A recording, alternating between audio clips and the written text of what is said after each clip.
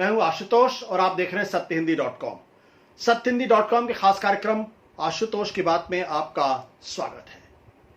Islamophobia एक शब्द है, पिछले दिनों काफी ज्यादा चर्चा में आया है। यह शब्द चर्चा में इसलिए आया है क्योंकि इस देश के अंदर एक तबका है जो लगातार इस देश के मुसलमानों के खिलाफ नफरत का माहौल पैदा करता है, उनकी एक ऐसी छवि बनाने की कोशिश करता है ताकि लोग उनसे नफरत करने लगे या नफरत करना शुरू कर दें। अब इसी इस्लामोफोबिया की वजह से पूरी दुनिया में भारत की थू थू हो रही है और अब एक ऐसा संकट पैदा हो गया है जिसकी वजह से भारत और मुस्लिम देशों के बीच का जो रिश्ता है वो भी खतरे में पड़ गया है। ऐतिहासिक तौर पर भारत और मुस्लिम देशों के रिश्ते, चाहे वो खाड़ी के देश हों चाहे दूसरे देश हों, उनसे हमारे रिश्ते बहुत अच्छे हुए हैं। लेकिन पिछले दिनों कोरोना संक्रमण के बाद से और खासतौर से तबलीगी जमात का सवाल खड़ा होने के बाद से जिस तरीके से एक खास तबके के द्वारा कोरोना के लिए सिर्फ और सिर्फ तबलीगी जमात के बहाने मुसलमानों को जिम्मेदार ठहराने की कोशिश की गई है और मीडिया में खासतौर पर जिस तरीके से एक तस्वीर बनाने की कोशिश की गई है, एक विमर्श पैदा करने की कोशिश की गई है, एक बहस सुबह से शाम तक करने की कोशिश की रही है, ऐसा लगता है जैसे इस देश में कोरोना नहीं फैलता अगर तबलीग जमात नहीं होती या इस देश के अंदर मुसलमान नहीं होते। इसकी बहुत भारी कीमत भारत को चुकानी पड़ रही है। क्यों चुकानी पड़ रही है और क्यों देश के प्रधानमंत्री नरेंद्र मोदी को यह कहने के लिए मजबूर होना पड़ा है कि कोरोना जाति, धर्म, नस्ल, भाषा को देखकर हमले नहीं करता है, और क्यों यूनाइटेड अरब अमीरात के में भारत के राजदूत पवन कपूर को यह बयान जारी करना पड़ता है और यह कहना पड़ता है कि भारत और यूनाइटेड अरब अमीरात किसी भी तरीके के भेदभाव के खिलाफ है। क्यों ऐसी स्थिति पैदा हुई है और क्यों भारत की साख अंतर्राष्ट्रीय मंचों पर खराब हुई है और क्यों उनको एम्बैरेसमेंट झेलना पड़ रहा है, इसके लिए कौन जिम्मेदार है और क्यों जिम्मेदार है, इस पर आज विस्तार से बातचीत करेंगे। लेकिन उसके पहले सत्यहिंदी.com के अपने दर्शकों से मैं एक छोटी सी अपील करना चाहता हूं। आप लोगों की वजह से सत्यहिंदी.com को निडरता के साथ, निर्भीकता के साथ, ईमानदारी के साथ खबर देने का साहस पैदा हुआ है और हम पिछले 1.5 सालों से लगातार आपके साथ जुड़े रहे हैं और आपका हमारे साथ जुड़ा होता रहा है। हमारा आपका ये जुड़ा और मजबूत हो सकता है। आपको कुछ नहीं करना है, आपको सिर्फ इस वीडियो के नीचे जो डिस्क्रिप्शन है उसमें जाकर एक बटन को क्लिक करना होगा, वहाँ कुछ संदेश होगा और उसके बाद हमारा आपका रिश्ता और मजबूत हो जाएगा। और अब आते हैं आज की विमर्श के ऊपर। इस्लामोफोबिया क्यों भारत और खाड़ी के देशों के रिश्ते पर खतरे का निशान पैदा हो गया है। सबसे पहले मैं आपको बताना चाहूंगा कि आज देर शाम यूएई में यानी यूनाइटेड अरब अमीरात में भारत के राजदूत पवन कपूर ने एक बयान जारी किया है। उस बयान में उन्होंने कहा कि भारत और यूनाइटेड अरब अमीरात किसी भी तरह के भेदभाव के खिलाफ हैं। ये भेदभाव हमारे नैतिक ताने बाने और कानून के शासन के खिलाफ है। यूएई में रहने वाले भारतीयों को ये बात याद रखनी चाहिए। इसके एक दिन पहले देश के प्रधानमंत्री नरेंद्र मोदी को भी एक बयान जारी करना पड़ा था। वो बयान उन्होंने जारी किया था जिसमें उन्होंने कहा था कि कोरोना संक्रमण करने के पहले किसी नस्ल, धर्म, जाति, रंग, भाषा और देशों की सीमाओं को नहीं देखता है। इसलिए भाईचारा और एकता के मद्देनजर या उसके दायरे में हमारा व्यवहार होना चाहिए। आप सोच रहे होंगे अचानक ये बयान क्यों आए हैं और इन बयान के पीछे का कारण क्या है। क्यों देश के प्रधानमंत्री नरेंद्र मोदी को यह बात कहनी पड़ी और क्यों यूएई में भारत के राजदूत को इस तरीके का बयान जारी करना पड़ा। दरअसल जब से कोरोना का मामला सामने आया है उसके बाद से एक मुहिम से शुरू हो गई है। इस्लामोफोबिया क्रिएट किया गया है। इस इस्लामोफोबिया के माध्यम से मुसलमानों की छवि बनाने की कोशिश की गई है और इसमें मीडिया के एक तबके की बहुत बड़ी भूमिका है, जिन्होंने सुबह से लेकर शाम तक सिर्फ एक ही तस्वीर पेश करने की कोशिश की है, एक ही बहस पैदा करने की कोशिश की गई है। और वो तस्वीर ये है जिसका लब्बो-लुबाब ये है कि दरअसल इस देश के अंदर अगर कोरोना का संक्रमण फैला है तो उसका सबसे बड़ा कारण यहां के मुसलमान है। हालांकि बार बार तबलीग के जमात का नाम लिया जा रहा था, लेकिन तस्वीर जो उसका सब टेक्स्ट है वो बहुत स्पष्ट था। फिर मुरादाबाद के अंदर, इंदौर के अंदर जो हमले हुए डॉक्टरों के ऊपर, हेल्थ वर्कर्स के ऊपर, उसकी पूरे देश ने निंदा की और ये कहा कि ये नाकाबिले बर्दाश्त है। सत्यहिंदी.com ने भी इसकी जमकर निंदा की। मैंने खुद ट्वीट किया, मैंने खुद कहा और मैंने कहा कि जिन लोगों ने भी मुरादाबाद और इंदौर में डॉक्टरों पर हमले किए हैं उनके खिलाफ इतनी कड़ी कार्रवाई होनी चाहिए कि उनके आने वाली नस्लें जो हैं वो फिर कभी इस तरीके की हरकत करने के लिए बाज ना आए।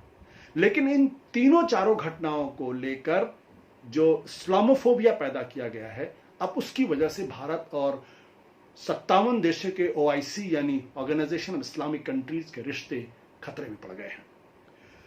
दरअसल भारत के राजदूत को यह बयान इसलिए जारी करना पड़ा क्योंकि OIC का एक कमीशन है जिसका नाम है independent permanent human rights commission. उसने 2 ट्वीट किए और 19 अप्रैल को यानी कल एक ट्वीट किया था जिसमें उन्होंने साफ तौर पे कहा था कि भारत में इस्लामोफोबिया का जो प्रचार हो रहा है वो उसकी तीखी से तीखी निंदा करते हैं और इस इस्लामोफोबिया के तहत जो कोरोना का संक्रमण है उसकी वजह से मुसलमानों की छवि को खराब किया जा रहा है और मीडिया में एक नकारात्मक छवि पेश की जा रही है जिसकी वजह से मुसलमानों के खिलाफ भेदभाव हो रहा है और उनके खिलाफ हिंसा की जा रही है और ये लोग जो कर रहे हैं उनमें से किसी के खिलाफ कोई कार्रवाई नहीं हो रही है। उन्होंने ये भी कहा है कि भारत सरकार फौरन इस्लामोफोबिया को रोके और मुसलमानों के अधिकारों की रक्षा करे। मतलब बहुत स्पष्ट है। OIC organisation of Islamic countries का एक संगठन, उसने साफ तौर पे कहा है कि भारत में जो इस्लामोफोबिया फैलाया जा रहा है उसकी निंदा होनी चाहिए। कोरोना संक्रमण की आड़ में मुसलमानों की छवि को खराब किया जा रहा है और मीडिया का एक तबका जो है वो लगातार एक ऐसी प्रोफाइलिंग मुसलमानों की कर रहा है जिससे उनके खिलाफ भेदभाव किया जा रहा है, बरता जा रहा है, उनके खिलाफ हिंसा हो रही है और कहीं किसी तरीके की इन लोगों के खिलाफ कोई कार्रवाई नहीं हो रही है। जब ये बयान आया, उस बयान के बाद से भारत सरकार के विदेश मंत्रालय में और सरकार के स्तर पर हड़कंप मच गया, हंगामा मच गया और इसकी कीमत क्या हो सकती है इसके बारे में वहां पे चर्चा शुरू हो गई है। यह सिर्फ अकेला बयान नहीं था। इसके पहले 16 अप्रैल को वहां की जो सऊदी अरेबिया के जो राज परिवार है उनकी एक राजकुमारी ने एक ट्वीट किया था और उस ट्वीट में उन्होंने कहा था, दरअसल ये ट्वीट उन्होंने क्यों किया था क्योंकि UAE में या खाड़ी के देशों में रहने वाले कुछ भारतीयों ने कुछ ऐसी टिप्पणियां भारत के मुसलमानों के खिलाफ की थी जो उन्हें नागवार गुजरी थी। उनका जो शाही परिवार है अमूमन इस तरीके की ना तो टिप्पणी करते हैं ना ही वो ट्वीट करते हैं, लेकिन उनकी राजकुमारी जिनका नाम है प्रिंसेस हिंद अल कासमी, जिन्होंने 16 अप्रैल को ट्वीट किया और उसमें उन्होंने लिखा कि शाही परिवार भारतीयों की दोस्त है, लेकिन आपकी रूडनेस, जो आप जिस तरीके से व्यवहार कर रहे हैं, उसका स्वागत यहां नहीं होता है। यहां पे काम करने वाले सारे कर्मचारियों को उनके काम के बदले में उनको पैसा दिया जाता है, उनको तनख्वाह दी जाती है, कोई मुफ्त में यहां काम नहीं करता है और आप इस जमीन पर अपनी रोजी रोटी कमाते हैं। ये वही जमीन है जिससे आप नफरत करते हैं। आपकी ये बदतमीजी नाकाबिले बर्दाश्त है। ये वहां के शाही परिवार की एक राजकुमारी ने ये ट्वीट किया है। एक दूसरे राज परिवार के सज्जन ने भी ट्वीट किया। उन्होंने कहा है, 16 अप्रैल का ही है, कि हर साल खाड़ी के देशों से $55 बिलियन भारत को जाता है। मुस्लिम देशों से $120 बिलियन जाता है। और हमारे देशों में जो भारतीय हैं उनके साथ अच्छा बर्ताव होता है, क्या उसके बदले में भारत में मुसलमानों के साथ वैसा ही बर्ताव किया जाता है? ये दोनों जो ट्वीट थे, इसके साथ साथ एक और ट्वीट था, और उस ट्वीट में क्या लिखा है ये भी मैं आपको पढ़ देता हूं। दरअसल ये सारे ट्वीट अंग्रेजी में थे, मैंने उसका हिंदी में तर्जुमा किया है। अरब देशों का भारत से परस्पर सम्मान का रिश्ता है।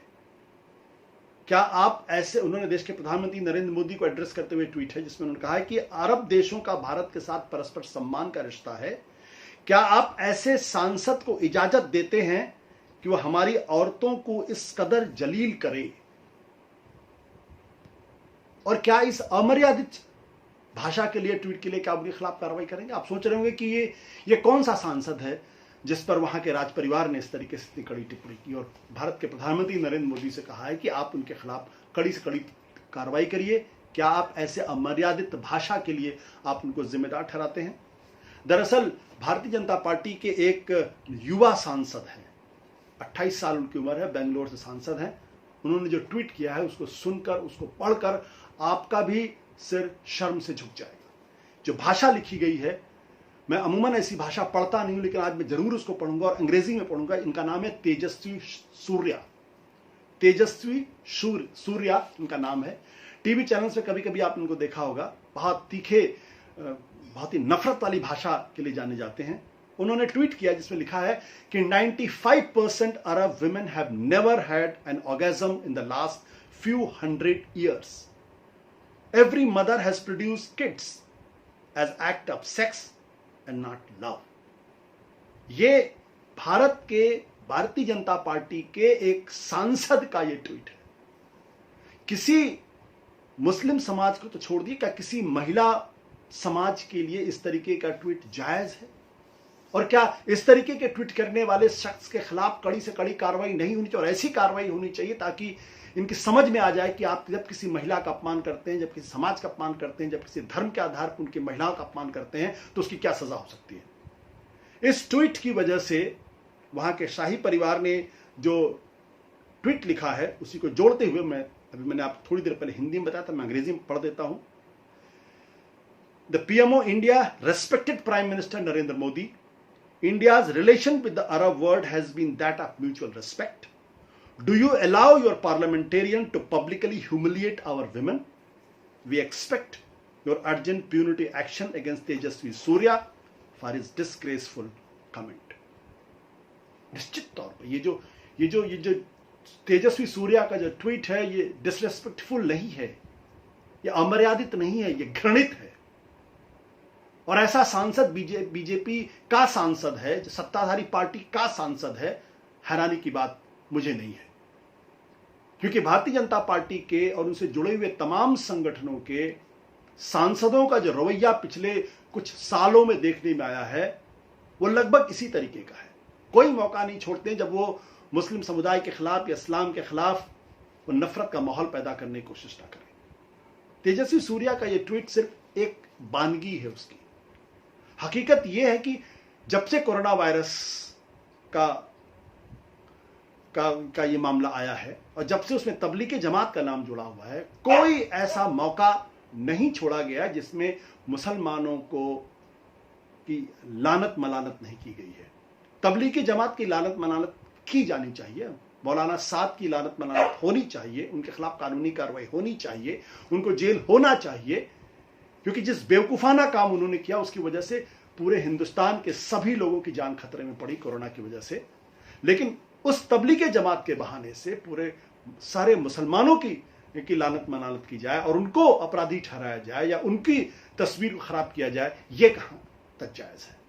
और जो कोशिश की गई है, इस कोशिश की वजह से अब अंतर्राष्ट्रीय मंचों पर और मुस्लिम जो राष्ट्र हैं वहां जबरदस्त तरीके से इसको लेकर रिजेंटमेंट है, जबरदस्त तरीके से नाराजगी है। ये जो ट्वीट मैंने आपको पढ़ के सुनाए हैं ये अनायास नहीं है और जो ओआईसी कंट्रीज की तरफ से जो बयान आया है ये अनायास नहीं है, इसकी बहुत बड़ी कीमत भारत को चुकानी पड़ सकती है, क्योंकि जो लोग इस्लामोफोबिया फैला रहे हैं वो इस बात को भूल जाते हैं कि ऐसे लाखों लोग हैं जो खाड़ी के देशों में, जो भारतीय वहां काम करते हैं, अपनी रोजी रोटी कमाते हैं, वहां से वो पैसे इस देश को भेजते हैं। अगर उनके साथ इसी तरीके का व्यवहार अगर इन देशों के अंदर होना शुरू हो जाएगा तो फिर क्या कीमत हम चुकाएंगे ये हम समझ सकते हैं। और उसकी पूरी तरीके से वार्निंग एक तरीके से दी गई है कि 55 बिलियन डॉलर खाड़ी के देशों से भारत जाता है, 120 बिलियन जो है यहां जाता है। और क्या ये हराम का पैसा है? ये भाषा उनकी है। और मैं आपको बता दूं कि ट्रेडिशनली, ऐतिहासिक तौर पर भारत खाड़ी देशों के रिश्ते हमेशा से बहुत अच्छे रहे हैं, लेकिन 2014 के बाद उनमें कहीं ना कहीं खटास आई है। चाहे वो जम्मू कश्मीर का मसला हो, चाहे वो मॉब लिंचिंग का मसला हो, चाहे वो दूसरे मसले हो, हर मसले के ऊपर एक तस्वीर जो बनाने की कोशिश की गई है कि भारत के अंदर जो कुछ भी गड़बड़ है उसके लिए जिम्मेदार यहाँ का अल्पसंख्यक तबका है। इस पर भारत की सरकार, केंद्र की सरकार अक्सर चुप्पी साध लेती है। यहाँ की जो उनके सांसद हैं, बीजेपी के जो सांसद हैं, जो आरएसएस के लोग हैं, चुप्पी साध लेते हैं, जिसका एकमात्र मकसद मतलब यही निकाला जाता है कि कहीं ना कहीं उनकी जो रजामंदी है इस पूरे मसले के ऊपर, ये बंद होना चाहिए। अगर नहीं बंद हुआ तो भारत की कीमत बहुत बुरी कीमत भारत को चुकानी पड़ेगी। जो आज जो देश के प्रधानमंत्री को जो बयान जारी करना पड़ा है कल, और जो भारत के एम्बेसडर ने बयान जारी किया है, दरअसल इसकी एक बानगी मात्र है। इस बात का एहसास कराया गया है कि अब ये बर्दाश्त नहीं होगा। नमस्कार, धन्यवाद, शुक्रिया। सत्य हिंदी के और वीडियोस को देखने के लिए हमारे YouTube चैनल को सब्सक्राइब करें और सीधे नोटिफिकेशन पाने के लिए बेल आइकन दबाएं।